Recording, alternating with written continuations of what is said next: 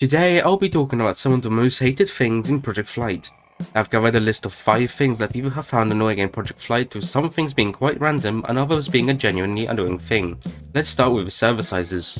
If you have ever tried to play on Project Flight's public ETC network, you would know that sometimes the queues would be up to 30 people long.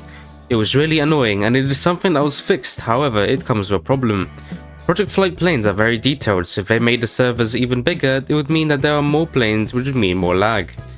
The addition of the Project Flight public servers fixed the server limits, but I have not seen a game with more than 35 people. It will be interesting to see how the game handles 200 people in one game, since that is the maximum server size.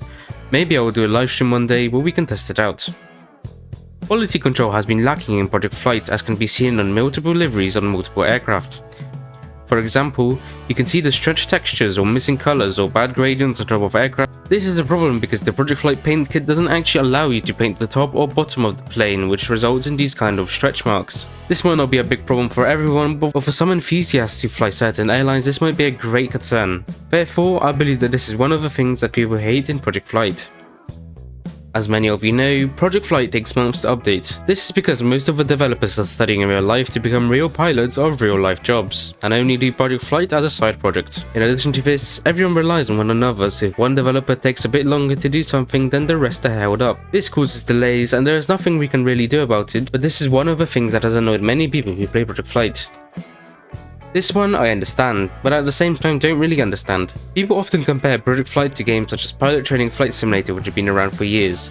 It is very hard for Project Flight to make as many planes as Pilot Training Flight Simulator when they have only been around for a year or two. Project Flight planes are also modeled very accurately, with it taking a long time to model it, script it, animate it, and make liveries for it. This is another one of those things that causes delays and leads to long waiting times for updates. This one might sound a bit obvious, but bugs are very annoying.